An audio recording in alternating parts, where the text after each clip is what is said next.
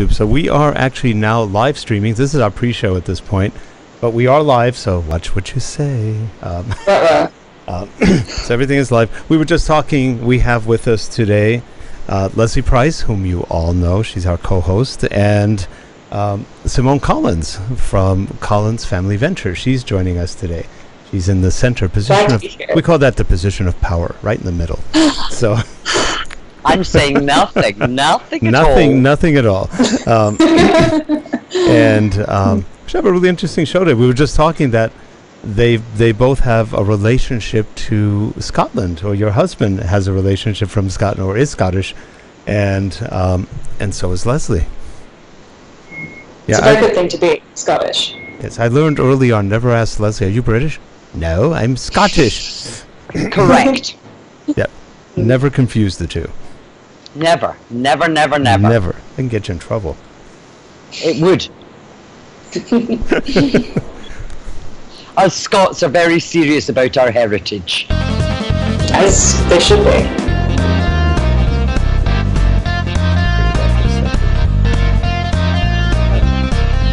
Hold on, sorry about that. There we go.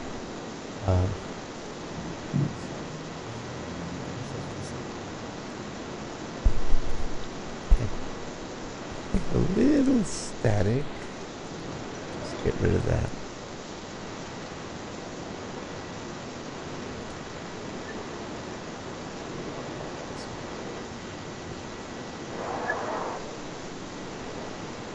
Okay, just got a little bit of static. That's okay.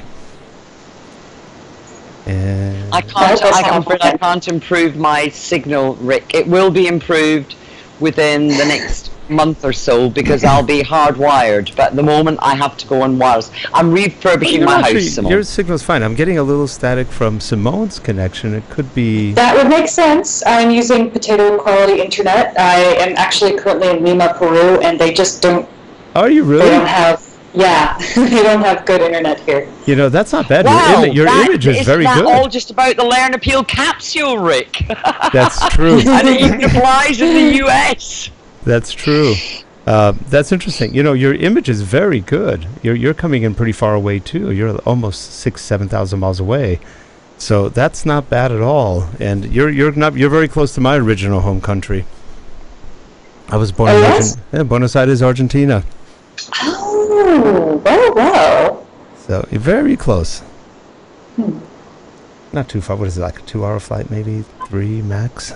It's not bad. Yeah. I've gone most of the way. I should just go the rest of the way and see your homeland. I did have one problem once. I landed in Lima. It was on a big 747, and the air was very thin that day. Lima is very high up, and the air was thin, and the 747 could not take off with more than a quarter tank's worth of fuel. So we flew, and we had to land up in Resistencia, which is really at the northern end of Argentina, not far from Brazil. And we landed about 11:30 near midnight, and it was Mosquito City. When we there were no we had to go on the tarmac. There's no jetways up there, and oh my gosh, it was like a rush into the building with millions of mosquitoes everywhere. It can never be as bad as a Scottish midge. Really? Oh yes, the Scottish midge is well known. They're brutal. Yeah, if you've been to Scotland, Simone, you would have heard about the Scottish midge. I don't know though. There's some flies in Texas that bite real hard that got bad. Wherever you go, there's always something to get you, which is just awful. Yeah, I've been to Dallas. Not too bad in Dallas, but I guess if you go to Houston or other parts, it's very humid. And if you're in the countryside and you're walking through tall grass, there's plenty of fire ants to get you. It gets pretty bad. Then it's horrible. Yep. I remember flying into Dallas one night, and I was with one of the people who worked with us years ago, and we said, hey, let's go work out when we get there. We got there about 9:30 at night. It was 96 degrees, 100% humid at 9:30 at night, and we went, maybe not tonight. Let's just go to the hotel. It's amazing how hot it is. I'm not at all unhappy to be in Peru where it's winter for the summer instead of where we used to be in Dallas. Yeah, that's great. Did you go to Machu Picchu? No, so we are here doing due diligence on a company, actually. That's a United States company, but it has operations here. So we're mostly just doing businessy things here, but enjoying the city in between meetings and in between work. That's great. A lot of good food. My parents travelled a lot in South America. My son has been there too. So my father, after he'd had his quintuple bypass, heart bypass, said, "There's no problem. I can go up Machu Picchu. I'm cured now." Oh no. Oh yeah. He did? Yeah. Yeah. That's pretty good. He went as far as the guides would take him, because obviously he couldn't go by himself. Oh, okay. But yeah, he went as far as he could go. Isn't it about 11? But, I want to say... Same as he went up the Tower of Terror in Disneyland, because it said on it, nobody with heart conditions. He said, "I don't anymore. I'm cured." Oh, so now I know where you get yours from. Yeah. Yep. Scottish madness. Yep. Oh, that's fun. All right. Why don't we start the show recording? So we're going to start the show recording in 3, 2, and 1. Hi, everyone. Welcome to eLearnChat, where talk, it's knowledge. And today we're joined by our co-host. You know her very well, Leslie Price from LearnAppeal, www.learnappeal.com. Hi, Leslie. Hello, everyone. Nice to be here. And it's hot where she is. It's late at night in England, and it's hot.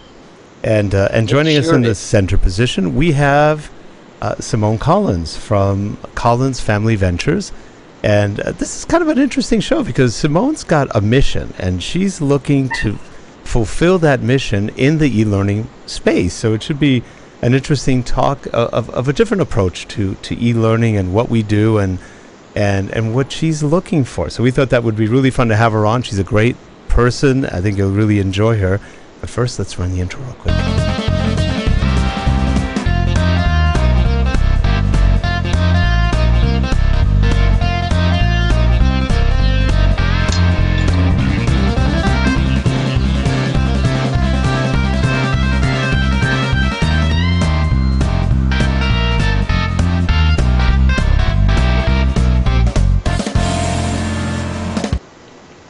And we are back. And if you're hearing a little bit of static or noise, that is coming from Lima, Peru, where Simone is. And there's a little bit coming in through the Skype lines, but not a problem. We got most of it down. And Simone, you came into the world of e-learning really a little bit differently. You came in, I think your husband has a background in training, and maybe you do too. I don't remember if you did have a background in training. But tell us a little bit about how you got into this e-learning space and a little bit about what you're doing, what your quest is right now. Sure. Long story short, I first came into e-learning as a community manager and then director of marketing for a site called HubPages, which during my time there was the 45th highest trafficked site in the US. It's a publishing platform. Mm-hmm. So my job there was to train its network of 20,000 plus active freelance writers, it's contributing writers, how to write informative articles for the internet, which is not something that's intuitive to most people. So we created an active 6-month course that people went through where we mentored them and gave them feedback on their work. We created ad hoc learning guides, we did videos, we did pretty much everything we could to try to accommodate everyone's different styles, and that's how I really came to love e-learning in general and teaching people how to do things that they loved, through the internet especially. So after I met my husband, he and I decided to try to create an e-learning startup specifically designed to help people learn how to have different careers online, be that freelance writing, which is what I knew really well, or freelance photography, or editing, or something else. And while that startup didn't really pan out, and we pivoted it into, out of all things, an art commissioning platform because, well, it's a long story. We decided after we stepped on from that startup venture to raise what's called a search fund. And a search fund is a fund that will last 1 or 2 people up to 2 years to allow them to search for a single company that they and their investors can acquire a majority stake of, and the searchers can move to and then run going forward. So for the past a little over a year now, my husband and I, having raised this search fund in 2016, have been searching full-time, it's our only job, for a single company to buy, move to, and run. And while our investors are very open-minded in terms of the type of company or industry we can enter, we have been really trying to find something in the educational space, ideally in e-learning, but really we're not being too choosy. And we've learned a lot about different niches of the industry. We've spoken with a lot of fascinating people and come to love the space more than ever. So it's it's a really interesting perspective. I guess it is different from most of the people you speak with. Is they're all on the inside looking out from their perspectives, and we're just trying so desperately from the outside to get in. And you'd think it'd be easy. You know, you and I have really met from a friend in common. And she thought I might be able to help you with names and other things. And I threw a whole mess of names at you, and unfortunately, none of them, I guess, panned out. I was going, darn. Because I think you've got a nice idea, and you guys have a really fresh attitude of what you want to do with it, which is also kind of exciting and different. And but, you know, you are in things, and I'm sure it's going to happen. You know what? What's the old saying? The more you look for it, the less you find it. And it's almost like it finds you at one point. And, yes. And I'm pretty sure at one point it's going to find you. And like you said, you're already looking at a lot of companies. And we talked earlier today about a company that we both know was kind of being looked at. And so the opportunities are there at just finding that right opportunity. And it's an interesting space because it's a space that grows. It stays static. It grows. It's static. It's interesting. Leslie had a long history. What I was going to say is what I find particularly interesting is that you've got involved in e-learning purely by accident rather than design. Yes. And quite honestly, almost 100% of the people that I know have got involved in e-learning by accident rather than design. And one of the things that I used to teach in further education, so in the US that would be like in a community college, and one of the things that we want to do, part of one of the things we want to do with the charity that I work with, Learn Appeal, is actually grow and nurture young talent, because one of the things we believe is there's an awful lot of young talent out there, but they've never heard of e-learning. Yeah. Or they've heard of it, but that's because they do it, but they don't know that there's actually careers to be had out there. Yeah. Well, there's an interesting contrast there. I mean, they don't realize it's a thing, and yet they have a course on Udemy about, you know, marketing your Etsy store. So it's weird. I mean, a lot of it comes down to semantics and what people decide is a thing or how they choose to define themselves. And it's an interesting thing we've found looking at a lot of different industries, not just the e-learning space, in terms of how people choose to frame themselves and the words they use to describe themselves. Because e-learning, I think quite frustratingly, is everywhere. And yet only a couple of people really think to call it e-learning and give it, I think, the respect that it deserves as something to invest in, something to innovate within, something to really focus on. Well, you know, it's interesting you bring that up because I think that's where e-learning took a turn for the wrong. Yeah, we had better, I would say, without doubt, that we had, in some respects, better e-learning 17 years ago than we do now. And if you ask why, the tools were better. Not that they were better, but they were geared towards people who had more skill in using them. Today, we've kind of made the tools easier, but as a result, you can't do as much with them, or at least there are some you can do more with, but a lot of them are really geared for kind of, I wouldn't say low-level tech users, but people who aren't that techie.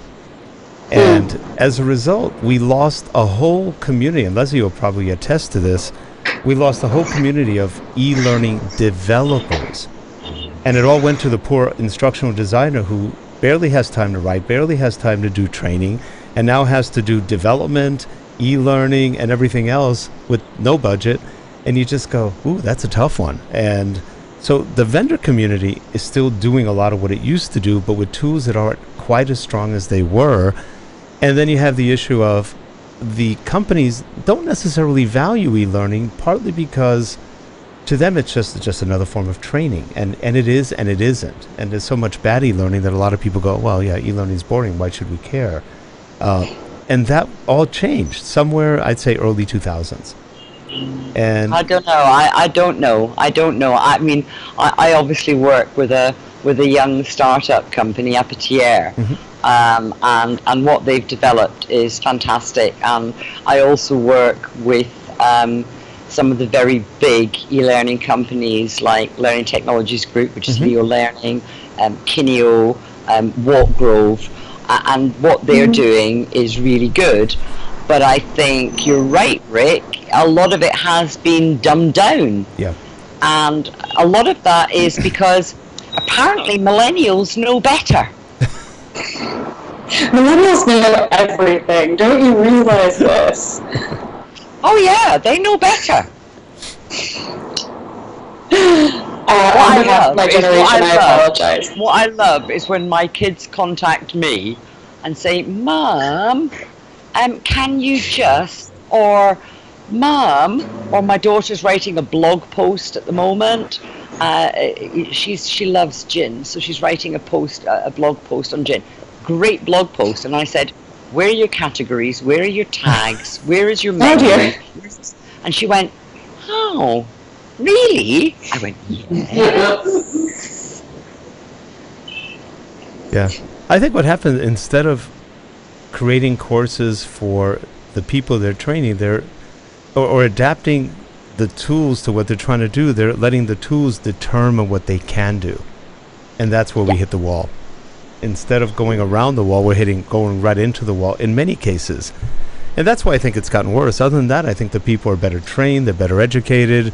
Let's not talk about just millennials, everybody. I mean, every generation has their share of quote-unquote millennials, including the millennials. And then you've got everyone else thrown in there. But it just seems like we're not taking advantage of the tools like we could. So we're writing to the limit of the tool, or maybe not questioning them. That too. If you look at the tools, everybody's pushing on the tools to do more. But every time they do more, they get more complex and the people get stuck. So, because again, that whole group of developers, a lot of them are gone. They've moved on to other things. They went into programming. They went into other things that weren't media anymore. So it's interesting. And, to what you were saying, Simone, e-learning is more than just training. It's full media. And a lot of people don't want to talk about it being media. It scares them. Media, what does that mean? It means audio, sound, video, and anything else you can think of that's 3D, augmented reality. It's all media. And it means marketing, actually, and I just wish e-learning people, or not just e-learning people, but that learning and development in general would embrace marketing. Just embrace it more than they do. Simone, my background is in marketing, and that's how I started off. I actually lectured. My degree is in economics and marketing. So when you said you were a marketing person, I'm going, oh yeah, cool, I like this. Because, selective perception, retention, distortion, that's all e-learning. Yes. Well, again, I mean, it comes down to just words that people use. It's very arbitrary in a great respect. Although I think another big, it's not just how people frame things or how companies have come to regard what they think is e-learning or what they are just using organically. There's also an issue of the systems involved. There's a very big difference between corporate e-learning versus what's happening in schools, and the way that budgets for those things get decided and the ways that players get chosen. And you described the startups you're working with that are being incredibly innovative. In our search for an e-learning company, we've seen some truly incredible startup companies that have a fantastic concept and have a very effective system, amazing technology, amazing platforms, fantastic curriculum, but they're not able to get into schools because of the slow way in which teachers and administrations will adopt a new program. And so all of the ones that are entrenched are way outdated, super old, but very secure in their position, and all of the new technology isn't floating up. And then in other realms, the technology being used for e-learning wasn't even intended for it in the first place. It just happens to be whatever is the slipperiest technology from, like you say, a marketing standpoint, where it's just effective and easy to use, and it spreads memes faster for whatever reason. It's very hard for us to wrap our heads around this space because of that. Because the factor that technology, clients, suppliers in the space will play depending on how you are framing the service you provide. What have you found to be the biggest challenge in what you were doing? You kind of just said it, but is that the biggest challenge, trying to identify what they are, who they serve, and... No. Oh, no. Yeah. Our biggest challenge, I think, is that this is an industry it's a little bit too interesting and innovative, and people who are in it really love it. And the way that search funds work, this model that we're following, is ideally my husband and I are a retirement package for someone who is getting way up there. They're 77 years old, they've run what is a fairly straightforward, usually boring business for a long period of time. They want to retire, but they have no exit plan, no succession plan for their business, and they need someone to step in and replace them, and they also want to sell the company. People who have e-learning companies, they're usually young, they're usually very passionate. Even if they're not young, they love their companies and they love what they're doing, and they're not just sitting on their laurels under managing a company that can be better managed by my husband and me. So our biggest problem is that the e-learning industry is not populated by complacent old people who don't really care about their companies anymore. So the most likely target for a search fund just doesn't exist. That's a good point. Yeah. And that's one thing the industry has going for it. I mean, I think the biggest industry issues are those of the value we place on learning and training, both in schools and in the workforce, and the way that procurement amongst customers is set up. It's not an issue of the people in the industry, so far as what we've seen. It's interesting what you say about schools, Simone, because I used to work for the government technology agency in the UK, and we were closed down because apparently schools, colleges, whatever, don't need help. They don't need help. But I know that they actually do need an awful lot of help and an awful lot of support. But a lot of the stuff that they're getting now is from the very big boys, and I won't mention names. It's very big boys who are actually interested in their own profit, not necessarily interested in the learning that takes place in the classroom or outside of the classroom, unfortunately.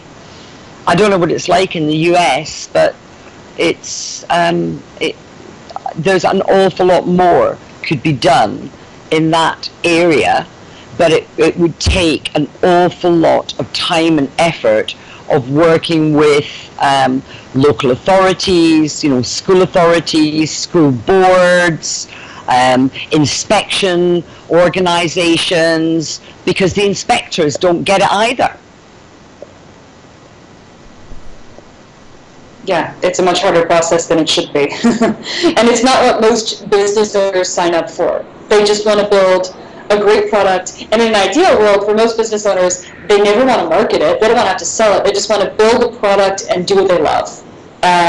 So I can see why there hasn't been that much progress in overcoming those systemic issues you described. Yeah. And Simone, in your case, it sounds like you're targeting a certain market, but you've got way too many young people in the market who are not ready to go there yet. They don't want to retire yet, or well, some of them might. So that's actually interesting. And there are a lot of companies with older people, but either they don't feel ready or they don't know what they would do if they retired, or there's always that issue too. It's interesting. And you were targeting a certain size number too. I know that, in terms of they had to have a certain revenue, a certain amount of earnings, a certain amount of profit. And again, that adds another wrinkle to it because a lot of the companies may be around a long time, but they're not necessarily profitable or upping revenues a lot. We've talked to a lot of companies in the past where they're pretty large, but they haven't grown in 10 years. It's exactly the same revenue.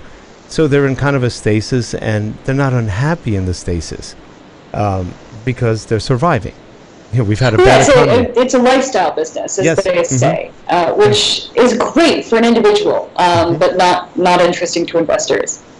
Right, right.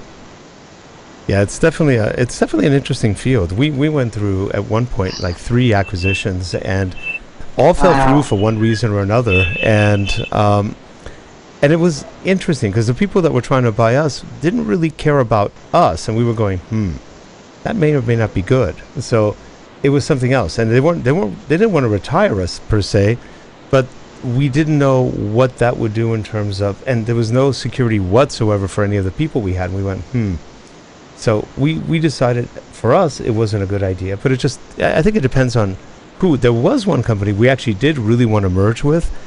Unfortunately, they got acquired in the middle of our merger talks, and then they kind of went down the tubes because the acquisition didn't work well for them. So that happens, and so that was. Yeah, we see that all the time. Yep, it's not what you predict sometimes, and that's why people get a little bit nervous or whatever else. But you have a wide range of choices because you've really gone after a whole lot of different kinds of companies. So again, do you find that there's a lot of training companies or e-learning companies in what you're looking for?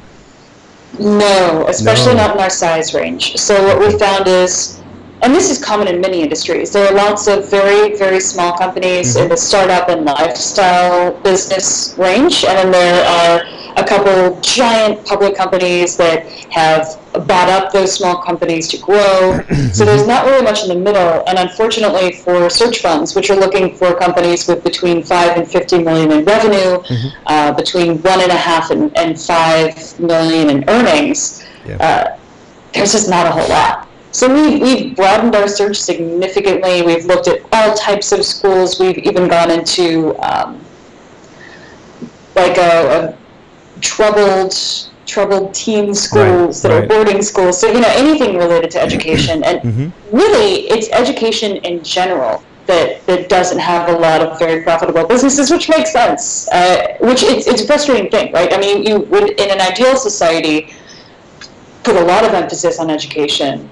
But it's very hard for that to become a profitable business for anyone. Right. And in today's are you looking, Simone, can I just ask, are you looking, is it particularly a US-based company you're looking for, or is it worldwide? It's, we told our investors initially that we were only looking in the United States, but we've looked at all English-speaking countries, and as you can see by my location in Lima, Peru right now, as we're looking at a company that has operations here, there's always a way that it ends up somewhere else. No, it's just that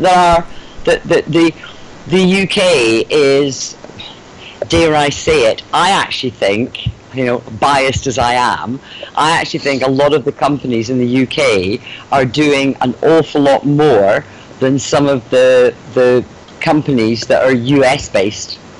We're seeing an awful lot of expansion of not just takeovers, but also new companies growing and then being taken over and growing and then being sold on and growing in the UK, and to the point where I haven't actually come across as much of that I'm seeing more of that, in the last maybe 3-4 years than I've seen for a long time. That there really seems to be, and I don't know if you've looked in the Brighton area, I don't know if you've particularly looked at Brighton in the UK, but Brighton is the e-learning capital of the UK. Yeah. And not London, Brighton. So it would be worthwhile you having a look to see about which companies are operating out of Brighton. That's interesting. I'll definitely check that out. And one thing I'm curious to hear from both of you is where you think the most interesting opportunities in the e-learning space are for the next 5 to 10 years. Where do you think there is a lot of demand or a lot of potential, but not a lot of companies that are capitalizing on that right now? Augmented reality or AI in vocational training. Ooh.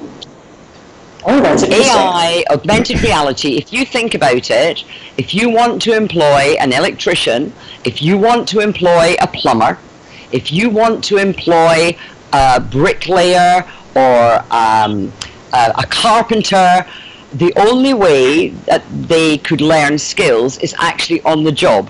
But what could you do with artificial intelligence, augmented reality, to help them build the skills in, not even necessarily in the classroom, in their own home, so by the time they then go to do their apprenticeship and go on the job, they've actually got basic skills that otherwise they'd be just sitting watching somebody doing.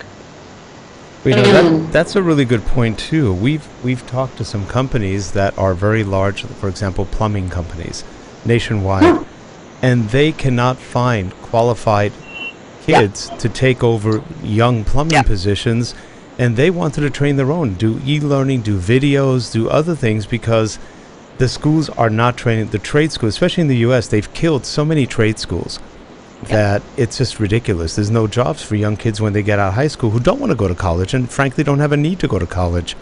Well, we don't all need rocket scientists. That's right, we don't. But we actually need, we need plumbers, we need carpenters, we need electricians. Yeah.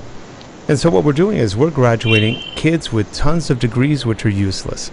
And as a result, they can't find jobs. They're $200,000 in debt. Well, isn't that a great proposition there? And so I would say I agree with everything that Leslie said about augmented reality, artificial intelligence, simulations, things that, for example, like she said, skilled training, apprenticeships, anything that requires hands-on training that can be instantly useful. Do you know a lot of companies are actually training people in English? They're training them in basic math skills. They're training them in everything they never learned in elementary or high school. So a lot of corporations really are unhappy with what they have to hire, and now the new low is a master's, and unfortunately most masters aren't worth much, and it's because the bachelor's has gotten so depreciated. So companies are struggling with getting people, and so they're looking at alternate forms of training. You know, companies like or training schools like ITT Tech, there's some other ones are doing really well because they're more of a trade school, even though they teach programming, they teach e-learning, multimedia, they teach carpentry, welding, you name it. They're actually in more demand because they don't spend a lot of time wasted in learning history again, when we've done it already in high school and maybe in college, or it should have been elementary and high school, and then move on to college to your major. We don't do that. We're one of the few countries, for example, Leslie, in the world where we take probably 12 years to graduate a doctor. Most countries take 5 to 6. Oh, no, it's a long time in the UK. Yeah. Simone, it'd be worthwhile you contacting or researching somebody called Donald Clark. Oh. So Donald Clark has actually done has done quite a lot in this area. He's very, very passionate about vocational skills, and he's also passionate about how, I mean, he doesn't have a company to sell. He's sold his company and made his money, but he's very passionate about how augmented reality, artificial intelligence can be used to promote and support and help young people learn. So he might be a good contact for you. Yeah, no, I'll look him up for sure. Did he create a company called Plan B Learning? Is that what his claim to fame is? Which was the company there you mentioned? Plan B Learning. Yeah, his blog post is Plan B, because you never bother with Plan. You never bother with Plan A. There's always Plan B. Donald is another Glasgow person. He's the same age as me from Glasgow. And you always go for Plan B. That's wonderful. When you bring up things like vocational training, it makes me think of one of the biggest challenges that we found when we looked at least at MOOCs, at massively online, open, whatever, which is certifications and what people trust. And with learning becoming more e-learning based, more distributed, more all over the place, how are you seeing people finding solutions to the problem of trustworthiness, of trusting credentials? I mean, if there is no university that really makes people qualified anymore, if there isn't a brand, how can we show that someone has gotten an adequate education through any channel? I don't know. I actually believe that you do need credibility of source when you're coming to when you're talking about qualifications. You know, I'm very proud to talk about the university that I went to. I went to Strathclyde, and I'm very proud to say that I went to that university. I'm very proud to say that the professor that I learned under was ran the Chartered Institute of Marketing in the UK. So you know, I'm proud to say that. My kids, who are millennials, are very proud to talk about the universities that they went to. So I think a lot of it is about maybe instilling with young people, instilling or encouraging the pride that you have of where you actually studied. And I don't see anything wrong personally. I don't see anything wrong with that, and I think that any school or community college or university can do that. But I think it's also taking it one step further, Leslie. Pride is good, but you've got to have substance behind the pride, and a lot of schools have pride. Hey, I got a great football team. Well, yeah, but what did you learn? Oh no, I got a great football team. That's not learning. I mean, so a lot of kids have pride in the school for the wrong reasons, or for another reason. With mine, there was an awful lot of learning. Right. So I think it's maybe the way that it's framed. Yeah. Which you then come back to the marketing of it. Mm-hmm. The way that it's framed and the value that the young people get out of it. So how did they do when they left their organizations? Right. Did they get good jobs? Are you encouraging them to tell their story?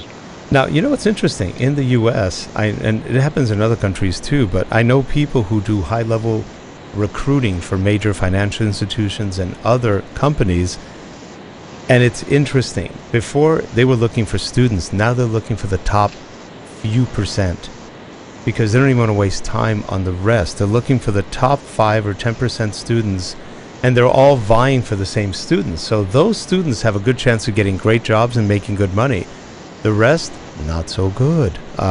It's really interesting what the big companies are looking for, and it's different from what it was before, where they were looking for a large number of students, and there was a much bigger range to choose from. Now they're finding that range is really scaled down. So you've also got a little bit of a shortness or a lack of supply of very qualified students. So I don't know that I don't know if I necessarily agree with that, because I taught at a community college. Yeah.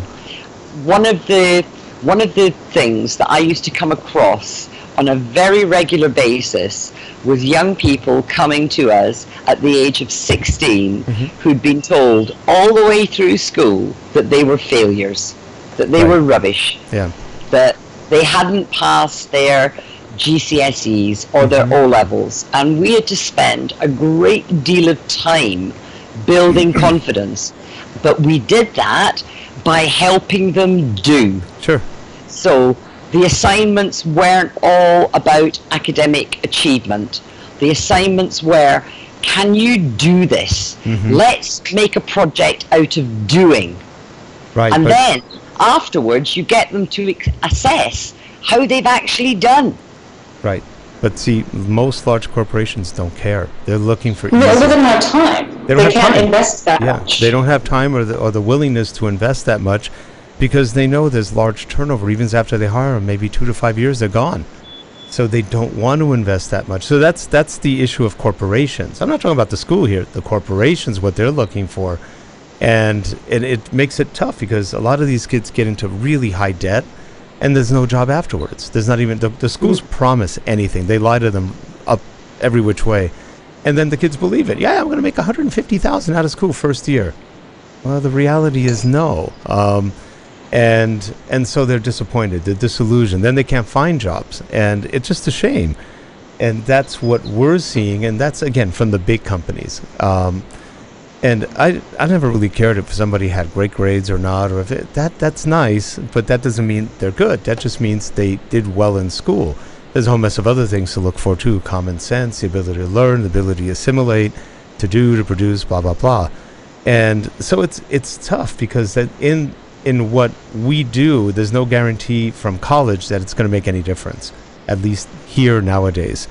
So in your case, Simone, what have you seen as some of the things that look up and coming in the next, let's say, 5 to 10 years? There's a lot of room for disruption, for sure. And I think it has to do with anyone who's willing to build on existing platforms that have already been picked up. So companies that we've come across that are trying to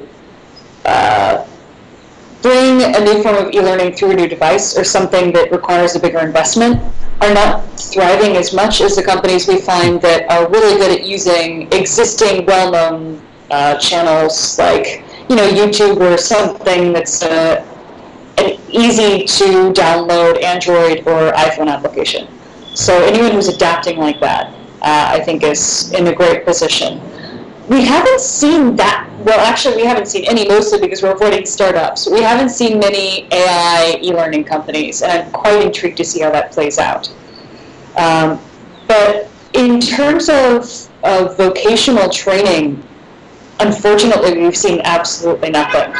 So most of it has to do with something where there's money, like test prep, or something related to getting a kid to excel more to prepare them for college, or it's something very specific, like a specific type of training that a company is willing to pay for once it hires someone.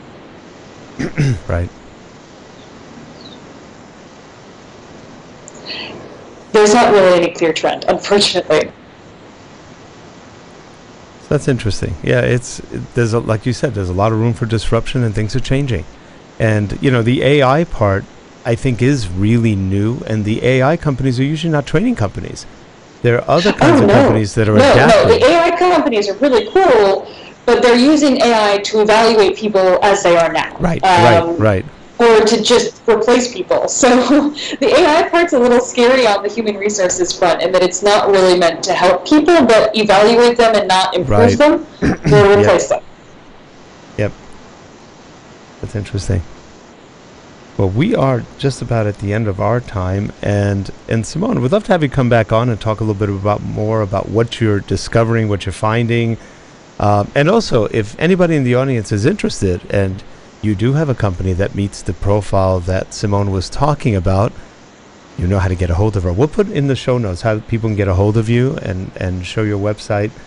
And there's an interest there. So you may have an interest in what Simone has to offer. So that may create some demand. And I know Leslie knows everybody and their mother, so she knows everyone. And they're all Scottish too. Networking queen, I'm afraid, Simone. Yeah, well, if you know anyone who is looking to retire and sell their company to people who want to run it in their place, I'm the person to talk to. Yeah, okay, I shall put out some feelers. Don't worry. It's a very interesting proposition, and I'm actually surprised you haven't found anybody yet. But then when I think about it, I go, you're right. There's a lot of difficulty in finding companies like that. The only ones I know that would have been potentials have actually gone. And interestingly, the people that sold them were all at the time probably in their early 50s and have gone on to do other things. Yeah. See, that, Simone, is what we see as the bracket of people who are looking to either get out or move into other areas. More the 50-something-year-olds. That's what we've seen in the past. Yeah. Not so much the 60, 70, 80. No, I would agree. They're just there. They're having a good time, and they're not probably going to move much. But that 50, they've already achieved something. They may want to go... Late 40s, early 50s. Yep. Well, I appreciate the tip. Thank you very much. That's more what we see. Of all the ventures I've ever seen that have sold, I'd say, like Leslie said, late 40s, somewhere in the mid-50s maybe. And that seemed to be the group that already had a lot of experience. They grew a company to a certain level. They knew how to network, how to build it. And then they want to move on to different ventures. It's not that they're retiring. They're moving on to other ventures, other industries. So maybe just a different mindset on that. I appreciate that. Thank you. So. And by the way, Simone's a great person to work with and just chat with. She's smart. So I would have no problem recommending Simone to anyone. So that's, for whatever I'm worth, just say she's good.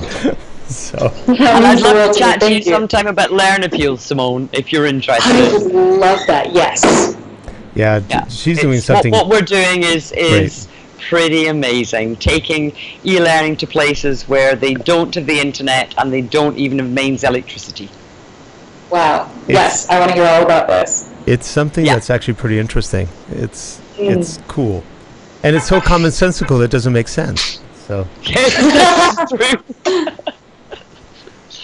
yeah, we need more stuff like that. Well, Simone, it's been a pleasure having you on and seeing you again. And Leslie, as always, we'll see you probably next. We have Patty Shank on next week, Leslie. I know. I can't wait. My dear friend Patty. Yep. And Patty's and it was lovely to meet you, Simone, and hopefully we can chat again soon. Oh, I'm looking forward to it. Yeah, thanks a lot, Simone. And if you're watching the show, please subscribe, give us any feedback, and we will have in the show notes information on how to get a hold of Simone as well as Leslie. So we look forward to hearing from you soon. Have a good one, everyone. We'll see you soon. Bye-bye. Bye-bye, everyone. Bye.